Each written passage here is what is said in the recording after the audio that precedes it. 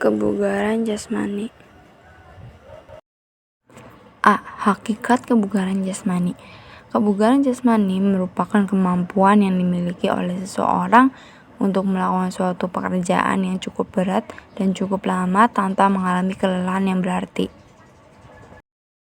Seseorang yang memiliki derajat kebugaran jasmani masih memiliki tenaga cadangan untuk menghadapi suatu pekerjaan atau keadaan yang mendesak.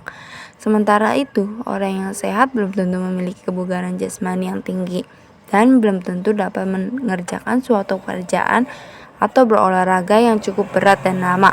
Namun sebaliknya, orang yang memiliki kebugaran jasmani pastinya sehat. Latihan fisik sangat penting untuk mempertahankan atau meningkatkan derajat kebugaran jasmani.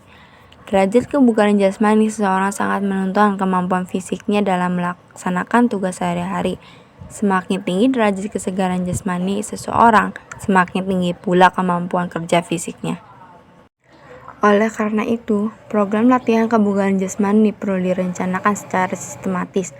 Tujuannya untuk meningkatkan kebugaran jasmani dan kemampuan ekosistem tubuh.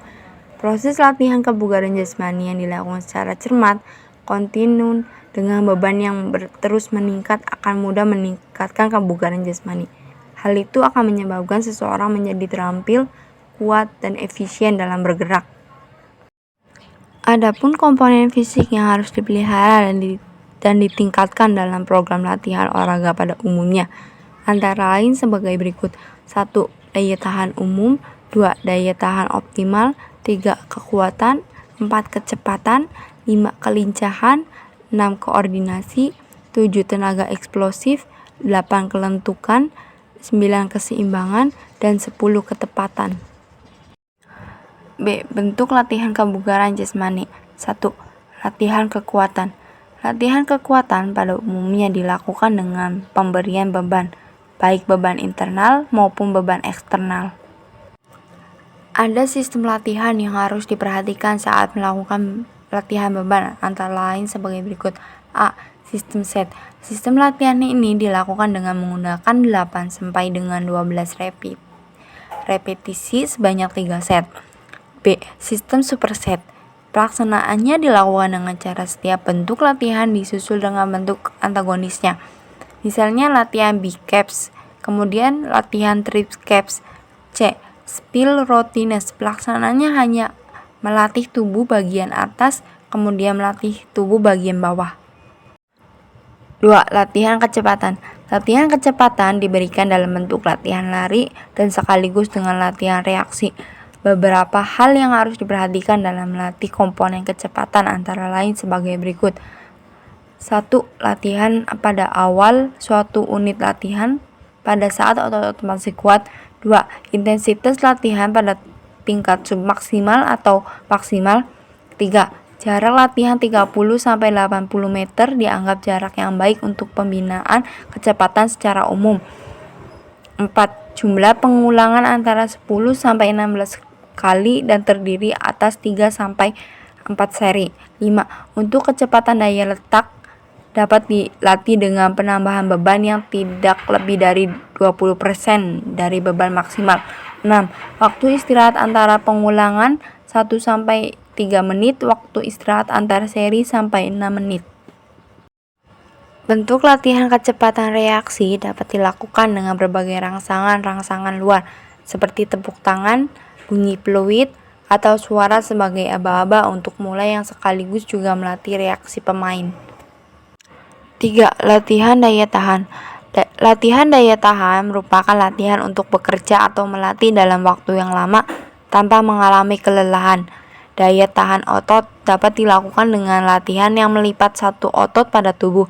Caranya dengan melakukan suatu gerakan berulang-ulang dalam waktu yang relatif lama. Untuk melatih daya tahan otot biceps, latihan yang dilakukan adalah dengan mengangkat beban ringan. Dilakukan sebanyak lebih dari 20 ulangan dengan beban kira-kira 10-15 kg. Selain itu, untuk melatih daya tahan jantung dan paru-paru, biasanya dengan melakukan latihan yang bersifat aerobik, yaitu latihan yang dilakukan dalam jangka waktu yang lama, Banyak kegiatan dalam pembinaan daya tahan yang dapat dilakukan, di antaranya lari lintas alam, fartlek, circuit training, dan interval training. A. Lari lintas alam. Lari lintas alam merupakan salah satu nomor lari jarak jauh yang dilakukan di alam terbuka seperti jalan raya, pegunungan, pemukiman, ataupun hutan. Teknik lari lintas alam memiliki dasar yang sama dengan teknik lari jarak jauh. Jarak tempuh dan waktu berlari harus dapat terukur dengan baik sehingga dapat dipantau tingkat perkembangan dalam rangka penambahan beban atau kualitas latihan. B. Fartlek. Fartlek atau biasanya disebut speed play merupakan salah satu bentuk latihan untuk meningkatkan daya tahan. Latihan ini mengombinasikan berbagai bentuk atau jenis lari lambat, cepat, berbelok-belok, lompat atau loncat. Circuit training. Circuit training adalah latihan yang dilakukan dengan membentuk beberapa pos latihan. Setiap pos memiliki satu bentuk latihan dengan fungsi dan tujuan tertentu. Tujuan dari circuit training pada dasarnya adalah mengombinasikan beberapa bentuk latihan untuk meningkatkan beberapa komponen fisik secara bertahap dan berkesinambungan. Circuit training dapat dilakukan di lapangan, alam bebas, atau menggunakan mesin untuk latihan beban. D. Interval training. Interval training adalah bentuk latihan dengan memerlukan faktor-faktor berikut. 1. Menetapkan jarak yang akan ditempuh, misalnya 200, 400, atau 800 meter, bergantung kemampuan siswa. 2. Menentukan pergulangan lari, misalnya 400 meter sebanyak 5 kali. 3. Menetapkan tempo atau ritme kecepatan berlari. 4. Menetapkan istirahat atau interval. Waktu istirahat antar ulangan lari ditetapkan selama beberapa detik atau menit. Istirahat dilakukan dengan jalan pelan-pelan, jogging, senam ringan, dan mengatur nafas. 4. Latihan kelentukan. Latihan kelentukan dapat dikembangkan menjadi dua bentuk latihan, yaitu peregangan dinamis dan peregangan statis. A. Peregangan dinamis. Peregangan dinamis dilakukan dengan menggerakkan anggota tubuh secara berirama atau gerakan memantul-mantulkannya. Contohnya peregangan dinamis adalah sebagai berikut.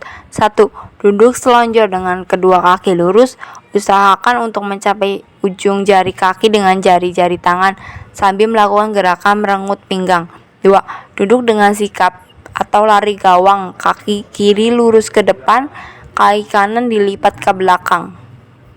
B. Peregangan statis. Peregangan statis dilakukan dengan meregangkan tubuh atau anggota tubuh dan mempertahankan sikap tersebut tanpa bergerak untuk beberapa saat.